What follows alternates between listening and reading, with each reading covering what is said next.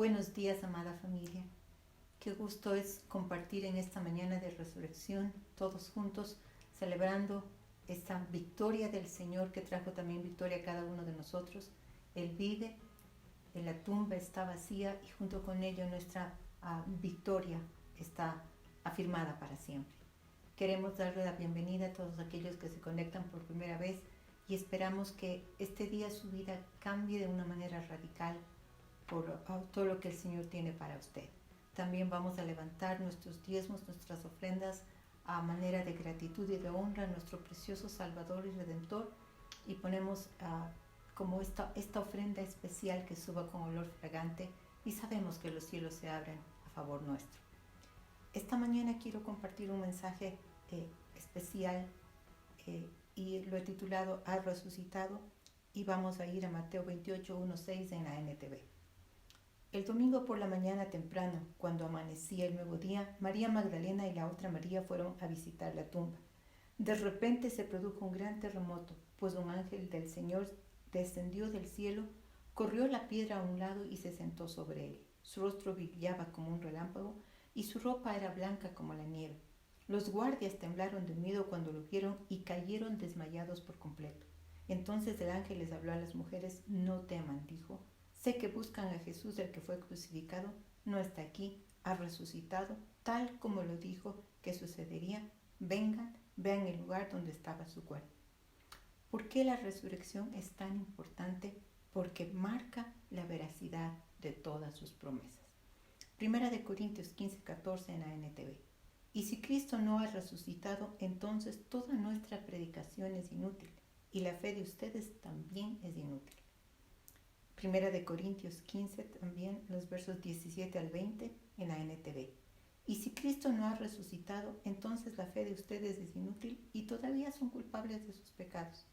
En ese caso, todos los que murieron creyendo en Cristo están perdidos. Y si nuestra esperanza en Cristo es solo para esta vida, somos los más dignos de lástima de todo el mundo. Lo cierto es que Cristo sí resucitó de los muertos, es el primer fruto de una gran cosecha, el primero de todos los que murieron. Entonces, con esta certeza y esta seguridad, vamos a recordar un poco los eventos que sucedieron desde Getsemaní hasta la resurrección, porque en esos días la atmósfera que rodeaba a los que amaban a Jesucristo, a los que le siguieron, era de total tristeza y desesperanza. Y veamos entonces Lucas 22 del 39 al 45. Y saliendo se fue como solía al monte de los olivos, y sus discípulos también le siguieron. Cuando llegó a aquel lugar les dijo: "Orad que no entréis en tentación". Y él se apartó de ellos a distancia como de un tiro de piedra, y puesto de rodillas oró diciendo: "Padre, si quieres, pasa de mí esta copa, pero no se haga mi voluntad sino la tuya". Y se le apareció un ángel del cielo para fortalecerle, y estando en agonía oraba más intensamente, y era su sudor como grandes gotas de sangre que caían hasta la tierra.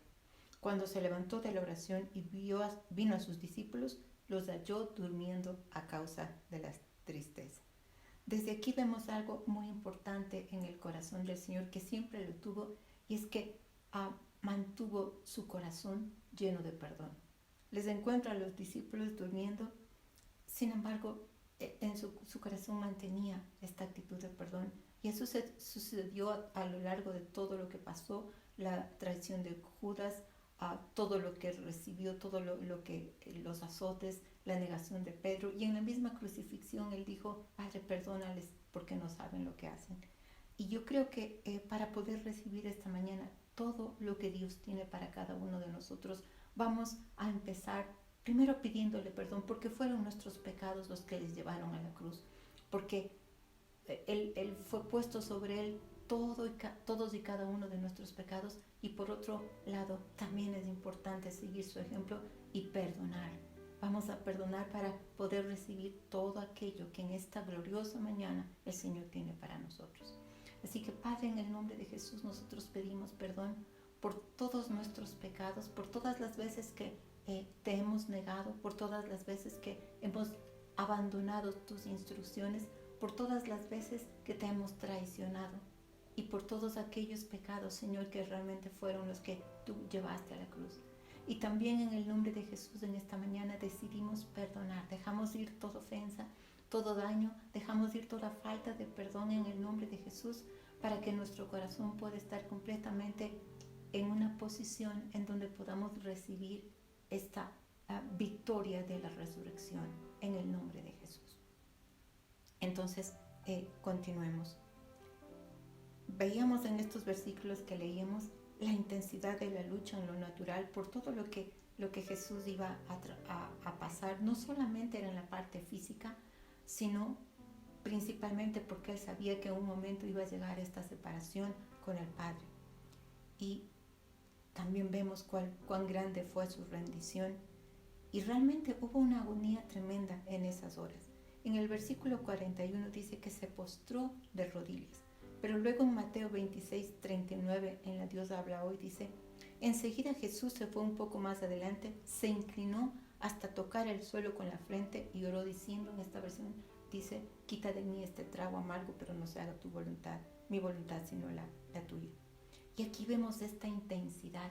El sufrimiento era tan grande que dice que grandes gotas de sangre caían como sudor. Y eso se explica aún médicamente, porque sabemos que cuando hay una intensa descarga nerviosa se provoca una dilatación de los vasos sanguíneos y comienza a salir a través de la piel como sudor estas gotas de sangre, y eso es lo que estaba sucediendo con el Señor. Su sangre preciosa había comenzado a salir, y esto significa que el pago, el alto precio por nuestro rescate, por nuestra redención, había comenzado. Y aquí quiero hacer un paréntesis para explicar o para recordar lo que significa redención, lo que es ser redimido. Gálatas 3:3 en la Reina Valera dice: Cristo nos redimió de la maldición de la ley, hecho por nosotros maldición, porque está escrito: maldito todo aquel que es colgado en un madero. Y usted sabe que la maldición de la ley era la muerte espiritual, la enfermedad y la pobreza. Y redimir quiere decir volver a comprar por un precio para recuperar del poder de otro. Y este es el mismo término que se usaba para las transacciones en el mercado de esclavos, en lo natural en ese tiempo. Y debemos recordar que la condición de quien no tiene a Jesús y no ha recibido la redención, aun cuando el precio ha sido pagado, es una condición de esclavitud. Juan 8:34 en la Reina Valera dice: Jesús le respondió: de cierto, cierto os digo, que todo aquel que hace pecado, esclavo es del pecado. Y también dice la palabra que el que comete pecado es del diablo, es decir, él tenía el dominio, él tenía la autoridad. Esto está en 1 de Juan 3:8, que añade que el diablo peca desde el principio, pero que Jesús vino para deshacer las obras del diablo. Entonces, esto sucedía, o esta autoridad tenía el enemigo para poder encadenar los corazones, los pensamientos de los hombres, llenándolos de destrucción y de maldad, por cuanto le fue dado este derecho a través del pecado de Adán. Cuando él pecó, le fue entregado autoridad para poder hacerlo, pero dice que Jesús vino para deshacer, para anular, para dejar en nada las obras del diablo. Y quiero explicar brevemente lo que sucedía en el mercado de esclavos, y mientras lo hacemos, haga usted esta relación entre lo que vamos a explicar y la vida de pecado, lo que sucedía a través de esta explicación de la vida de esclavitud. Los esclavos tenían una vida completamente inhumana, y esto pasaba de generación en generación. Lo mismo que sucede en la vida sin Cristo, se pasa de atadura en atadura a la siguiente generación. Dejen de decirle que los esclavos eran exhibidos en el mercado tal y cual animales. Se los valoraba por la condición de sus dientes, y su cabeza era movida hacia atrás, su boca era forzada a ser abierta para examinar la condición de la dentadura, pero de una manera humillante. Y el comprador además podía examinar al esclavo partiéndole en el cuerpo para comprobar su resistencia. Por otro lado, se les golpeaba en el rostro, se les humillaba, se les maldecía para probar su temperamento y ver si podían controlarse. Si lograban hacerlo, entonces el comprador sabía que podía hacer cualquier cosa con ellos. Pero déjeme decirle que nuestro Redentor, el que nos redimió de la esclavitud, el que nos compró de nuevo por un alto precio, no nos compró para humillarnos, sino nos compró para darnos un lugar de libertad, una condición de hijos. Dice la palabra que aquel al que el Hijo libertare será verdaderamente libre.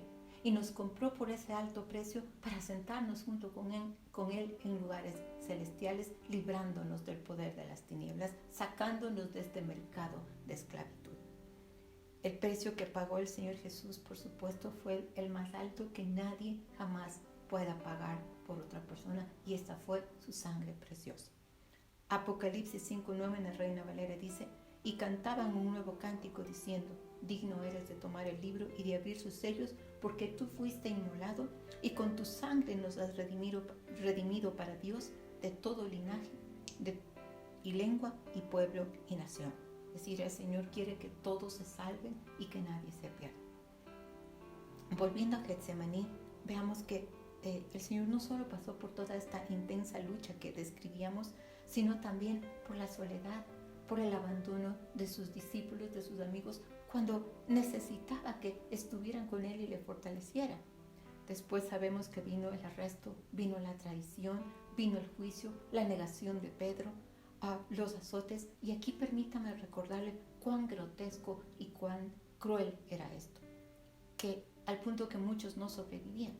Juan 19:1 en la Reina Valera dice: así que entonces Pilato tomó a Jesús y lo azotó. Usted sabe que estos látigos tenían estas puntas de metal o hueso como garfios y desgarraban la carne. Una vez que golpeaban, desgarraban la carne, y no solo lo hacían en la espalda, sino también en el pecho, y muchas veces tocaba y alcanzaba el rostro de la víctima, de modo que quedaba totalmente irreconocible. Usted sabe que a Jesús los soldados le escupían, le abofeteaban, le arrancaron la barba, y luego, a manera de burla, le pusieron una corona de espinas. Mateo 27:29 en la Reina Valera dice: y pusieron sobre su cabeza una corona tejida de espinas y una caña en su mano derecha, e hincando la rodilla delante de él, le escarnecían diciendo: salve, Rey de los judíos. Literalmente esta palabra poner quiere decir que penetró hasta los huesos, hasta el hueso, y sangre brotó. Y usted sabe que en Génesis se explica que espinos hablan de maldición. Esto quiere decir que cuando la sangre de Jesús brotó de su cabeza a causa de los espinos que entraron, se estaba destruyendo la maldición y se estaba destruyendo la influencia demoníaca sobre nuestra mente. Y aquí quiero decirle y aquí quiero animarle a que abra su corazón, porque en este momento el Espíritu de Dios quiere ministrar a liberación de todo problema mental, de todo aquello, sea físico, sea emocional, de todo aquello que ha sido un tormento en su mente, de todo aquello que ha sido un azote, como un espino constante en su mente, pensamientos que han querido arrasar y que han querido estorbar y han querido robar la paz. En el nombre de Jesús declaramos que por la sangre poderosa del Cordero usted es sano, usted es libre y usted ha sido totalmente redimido. Volviendo al punto en donde el Señor Jesús se encontraba, podemos decir que estaba completamente desfigurado y irreconocible. Esto lo encontramos, es el cumplimiento de la profecía hablada en Isaías 52:14. Dios habla hoy: así como muchos se asombraron de él al ver su semblante tan desfigurado que había perdido toda apariencia humana.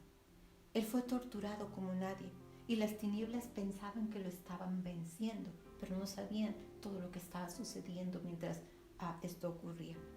Primera de Pedro 2:24, Reina Valera dice: quien llevó él mismo nuestros pecados en su cuerpo sobre el madero, para que nosotros, estando muertos a los pecados, vivamos de la justicia, y por cuya herida fuisteis sanados. Entonces, este es el momento y esta es la oportunidad de recibir sanidad en cada área. Mientras usted escucha los versículos que voy a leer de Isaías 53:4-5 en la Reina Valera, permita que el poder del Espíritu Santo obre y toque cada una de las necesidades que usted tenga en esta área. Ciertamente Él llevó nuestros dolores, enfermedades, debilidades y angustias, y cargó nuestras penas y dolores de castigo, y nosotros ignorantemente le tuvimos por azotado, abatido y afligido por Dios. Pero él herido fue por nuestras transgresiones, molido por nuestras culpas e iniquidades. El castigo necesitado para obtener paz y bienestar para nosotros fue puesto sobre él, y por las llagas con las que él fue herido, nosotros somos sanos y hechos completos. La presencia del Señor está en cada uno de nuestros hogares. El Espíritu de Dios está tocando y está llevándose ese dolor.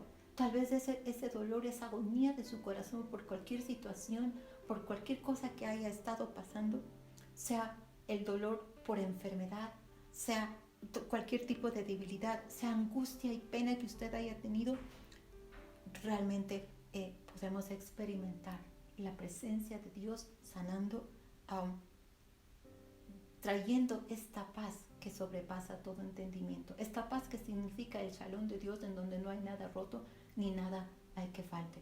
Y esto quiere decir, como leíamos aquí, que aún podemos ser hechos completos, que órganos que falten, órganos que estén dañados, órganos que necesiten una total restauración, el poder de Dios puede hacerlo. Si usted necesita un órgano nuevo, en el nombre de Jesús, reciba esta mañana un órgano nuevo completamente restaurado por el poder sanador del Señor Jesucristo. Luego vamos a la cruz. Cuando el Señor llega al monte Gólgota, este era el mismo lugar en donde Isaac iba a ser ofrecido en sacrificio por Abraham. Y entonces vemos que mientras Abraham alzó los ojos, levantó los ojos, vio el cordero provisto para el sacrificio, el cordero que reemplazaba a su hijo. Y así también vemos como Dios proveyó a Jesús como este cordero sacrificial para nosotros. Y en este lugar Abraham entendió o tuvo la revelación del nombre del Señor Jehová Jireh, que quiere decir Dios ve la necesidad con anticipación y la provee. En el monte del Señor será provisto. Y en este momento, en este monte, usted también puede recibir toda la provisión conforme a las riquezas de Dios, conforme a todas sus riquezas en gloria en Cristo Jesús. Cualquiera esta sea, no hay nada imposible para Dios. Mientras estaba en la cruz, sabemos que el dolor era excruciante. Y cuando llegó el momento, la tierra se había obscurecido y las tinieblas rodeaban, probablemente estaban llenas de fiesta, con toda esta certeza de que habían logrado quitar al Salvador de en medio nuestro, pero no sabían lo que realmente estaba sucediendo. Mateo 27, 45 al 46 de la NTV. Al mediodía la tierra se llenó de oscuridad hasta las 3 de la tarde. A eso de las 3 de la tarde Jesús llamó en voz fuerte: Elí, Elí, lama sabactani, que significa Dios mío, ¿por qué me has abandonado? Y aquí volvemos a hacer esta reflexión. Lo más difícil fue la separación del Padre. Jamás durante toda la eternidad se había separado del Padre. Sin embargo, puesto que todo el pecado de la humanidad estaba sobre él, el Padre no podía mirarlo. Y él hace esta pregunta, pero la respuesta estaba en su corazón. La respuesta estaba profundamente escrita en su corazón. Por tanto, en el verso 50 vemos que dice en la NTV, dice: entonces Jesús volvió a gritar y entregó el Espíritu. Pero en Juan se registra cuál fue este grito. Juan 19:30, Reina Valera: cuando Jesús hubo tomado el vinagre, dijo: consumado es, y habiendo inclinado la cabeza, entregó el Espíritu. Cuando él estaba diciendo consumado es, no se refería a que ya no podía más, que su cuerpo estaba totalmente agobiado. No, lo que él estaba hablando y lo que esta declaración implicaba respecto de su misión aquí en la tierra. La palabra consumado traduce: todo está cumplido, todo fue llevado a cabo, está completo, de tal manera que lo que se hizo corresponde a lo que le fue dicho, a la orden y mandato que recibió. En otras palabras, el Señor estaba diciendo: todo lo que el Padre me mandó, todo lo que el Padre me instruyó y todo lo que tenía que hacer está completo, está hecho. Y encontré en una traducción algo que realmente quebrantó mi corazón. Este mismo versículo, Juan 19:30, en la traducción La Pasión dice: después de que tomó el sorbo de vinagre, él dijo: está terminado, novia mía. E inclinó su cabeza y rindió su espíritu a Dios. Él estaba pensando en su iglesia que aún no nacía, pero que iba a nacer producto de todo lo que él hizo. Él estaba pensando en usted y en mí. Él nos tenía en su corazón mientras estuvo en la cruz, y esa fue la razón por la cual no se bajó de ella. Esa fue la razón por la que permaneció cuando pudo haber llamado a toda una legiones y legiones de ángeles que vinieran a ayudarle. Pero él tenía la humanidad en su corazón, a todos aquellos que serían luego su iglesia, por los que entregó su vida. Este es el corazón tan grande del Señor Jesucristo. Y ahí vemos, como dice, la muerte no lo tomó, no podía hacerlo. Él entregó el Espíritu. Y sabemos qué sucedió en ese momento. El velo del templo se rasgó de arriba hacia abajo, y sabemos que este era el que separaba el lugar santísimo, es decir, donde estaba la presencia de Dios y donde solamente el sumo sacerdote podía entrar una vez al año. Pero Jesús estaba quitando lo que hacía separación entre el hombre y Dios, el pecado. Y por eso tenemos acceso a la presencia de Dios, y por eso tenemos acceso a su corazón. Y esta mañana quiero invitarle, si usted no tiene este acceso a la presencia de Dios y no tiene esta relación personal con Jesucristo, que es lo que le permite tener el acceso al Padre, es el momento para recibir a Cristo como Señor y Salvador, porque la Biblia dice que si creemos en nuestro corazón, confesamos con nuestra boca que Jesús es el Señor y que fue levantado por Dios de los muertos, seremos salvos. Y le pido a todas las demás personas que no se desconecten todavía de la transmisión. Todavía tenemos algo más que hacer, todavía no terminamos el mensaje. Pero a usted que tal vez se conectó por primera vez, esta es su mañana para reconciliarse con Dios a través del sacrificio de Jesucristo. Por favor, haga esta oración conmigo. Señor Jesús, reconozco que necesito un Salvador. Te pido perdón por todos mis pecados y te doy gracias por haber resucitado de los muertos para darme vida y salvación. Te recibo como mi Señor, mi Salvador y mi dueño. Escribe mi nombre en el libro de la vida. Lléname de tu Espíritu Santo y revélame la salvación, y te doy gracias por todo lo que tú has hecho en la cruz por mí. En el nombre de Jesús. Y por el otro lado, quiero invitarle a usted, quiero recordarle a usted que sí tiene a Jesús, a que viva como un estilo de vida esta relación en la presencia de Dios. El camino está abierto, el precio está pagado. ¿Y cuántas veces vivimos fuera de su presencia? ¿Cuántas veces vivimos cotidianamente, vivimos cada día, pero totalmente fuera de la presencia de Dios? Entonces, quiero recordarle para terminar este mensaje, que todo lo que hemos visto, nosotros podemos verlo ahora desde esta perspectiva. Pero aquellos que amaban a Jesús, sus seguidores, lo único que podían ver era que su amado Maestro, aquel que había abierto los ojos de los ciegos, que había sanado leprosos, que había llamado a la vida a los que estaban muertos, ahora yacía en una tumba fría. Y por eso volvamos al día domingo, a los versículos que habíamos empezado este mensaje. Mateo 28:6, Reina Valera, cuando las mujeres fueron a ungir el cuerpo del Señor. El ángel les dice: no está aquí, pues ha resucitado como dijo. Venid, ved el lugar donde fue puesto el Señor. Y sabemos que ese lugar estaba vacío, estaba simplemente, la ropa estaba doblada. No era que el cuerpo fue robado. Si el cuerpo hubiera sido robado con todo. La ropa estaba, los lienzos estaban doblados, pero la tumba estaba vacía. Jesús ha resucitado. Y así como Él ha resucitado, quiero animarle, porque cuando alguien va a visitar una tumba, va llena de recuerdos dolorosos, va sin esperanza. Pero esta tumba está vacía. Y si hay cosas en su vida, si hay promesas en su vida que tal vez usted las ha enterrado, si usted ha depositado en un lugar oscuro y frío de muerte, aquellas promesas que Dios tiene y le ha dado, porque tal vez no han sucedido hasta aquí. Deje que el poder de resurrección, que el Espíritu que levantó a Cristo de los muertos, levante con gozo todas esas promesas, expectando el poder de la resurrección en su vida. ¿Por qué? Porque la resurrección, una vez más digo, es la prueba de la veracidad de sus promesas. La piedra ha sido removida y podemos dar gloria al Rey de Reyes, al Señor de Señores, que vive para siempre. Le animo entonces, después de que nos despidamos, a tomar un tiempo con familia y compartir la cena del Señor y darle honra y gloria y gracias porque el Rey vive para siempre. Buenos días con todos, que tenga un bendecido día de resurrección.